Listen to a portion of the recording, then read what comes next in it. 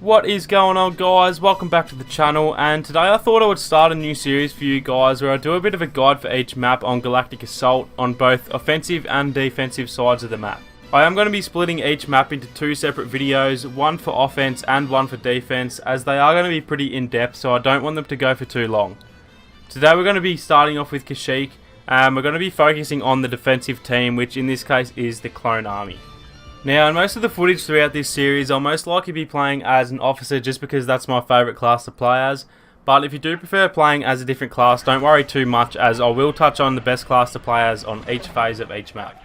So as soon as the game starts, you want to try and make your way over to the right side of the map here, and in this first building on the right there is an ion disruptor. So if you can get your hands on that, by all means do so, as this is probably the easiest way to earn battle points, but it's not the end of the world if you can't get to it first. If you do get your hands on it, then you want to try and play a little bit more defensively and try and get a shot on the MTT, but if you don't get it, try to make your way up to this building up the front here, as this is where most of the traffic is going to be coming through at the very start of the game. These guys to the right of me here have the right idea. The best thing to do is to get the high ground on your enemy as soon as possible, and they do have a great spot over there as well, but I prefer coming to the top of this building so that I have a better line of sight on the enemy, and they're more likely to be running straight towards this building too, so it's a whole lot easier to aim from this position. So the classes that I recommend using on this phase of the map would either be Assault or Officer. Most of the gunfights you'll find yourself in will be close to mid-range, and these two classes just have the best options available for this sort of combat. If you don't manage to get your hands on the Ion Disruptor at the start, your job is pretty much just to defend against the enemies that are going to be trying to take out the carrier. A lot of people like to stay close to whoever's carrying the disruptor, but the smartest thing to do is to stay up on the front lines, as this will keep a bit of space between the enemy and their objective. So as you can see in just a moment, we did get pushed back to the next checkpoint, so once you've fallen back you do want to stick to the right side of the map again if possible. A few of you may be wondering why I'm so set on going to the right side of the map, and that's mainly just because this is where the majority of the traffic is going to be coming through. Up in this little hut to the right is another ion disruptor, and again if you can manage to get your hands on it then definitely do so. Scoring a hit to the MTT will grant you 1,000 battle points, as well as obviously helping your team get the win, which is the main focus in these map guide videos. If you can manage to get your hands on the Ion Disruptor, the best place to go and use it is down underneath the fallen juggernaut, mainly just because the closer you are to the MTT, the faster the disruptor will fire, which is really going to decrease the chance of being killed while charging it up. As you can see, this spot is also well covered from the MTT, and you can see how fast the disruptor charged up compared to firing it at a long distance. You do need to just make sure that there isn't any enemies behind you before firing this, as this is a pretty high traffic area. But seeing as you've most likely only just fallen back from the first checkpoint, you should be right for the most part. If you do prefer playing down the left side of the map, then don't worry too much, as I do have some footage here where I try and attack the MTT on the left side of the map.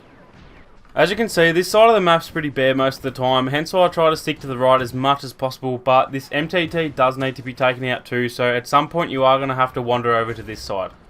If you can get your hands on the Ion Disruptor over this side, the best place that I've found to fire it off is near this other fallen juggernaut.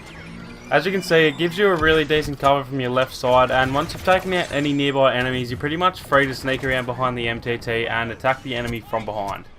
Once you've been pushed back to the next checkpoint, this whole section of the map is really just a maze of reeds, as you can see here.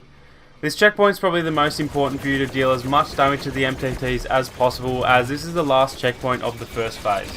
As you can see in this footage, I'm pretty much focusing 100% on damaging the MTT, and you'll find plenty of disruptors scattered around the place here, so make sure to try and get your hands on one if you can. Now, for those of you that don't understand how the tickets work on this map, the health bar at the top of the screen shows the combined health of both of the MTTs. As you can see, we've managed to get their health down to 15%, which is a really decent effort, and this means that they'll only be allowed 65 respawns in the next phase. Each phase that the enemy passes, they'll be awarded 50 more troops, or as I call them from my Battlefield days, tickets. So this means that since we've gotten them down to 15 health, they'll only be allowed to respawn 65 times between all 20 players, unless they manage to pass the next phase before they run out of those tickets.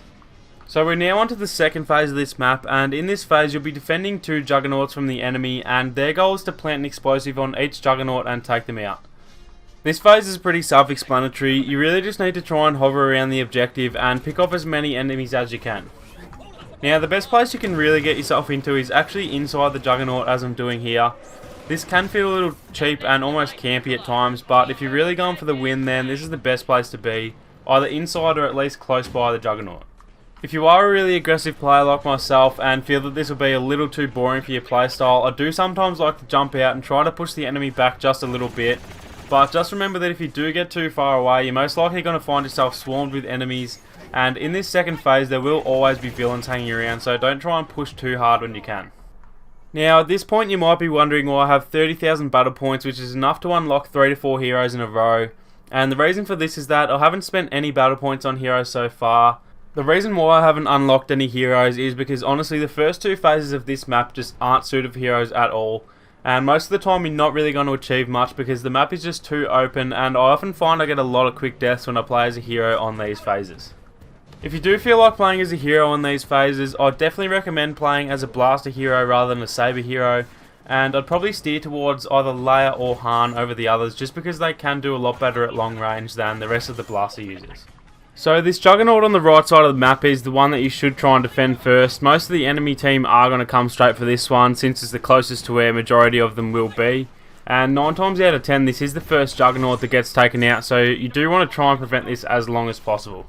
Now this juggernaut over here to the left does seem to be really hard to attack for some reason, so you'll find yourself winning a lot of games with this objective even if you do manage to lose the first one.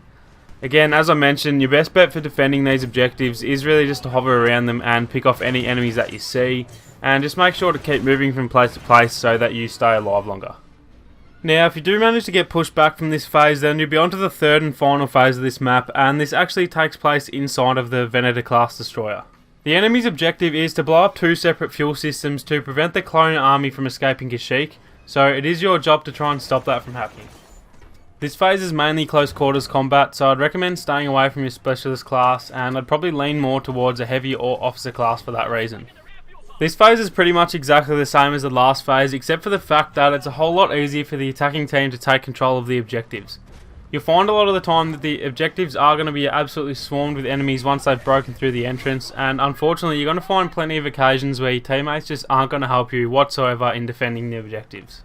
Much like the last phase, your best bet is just to try and hang around the fuel systems as much as possible and just try your hardest to pick off any enemies that you see, but like I said, this can be quite a large task depending on who you've got on your team to help you.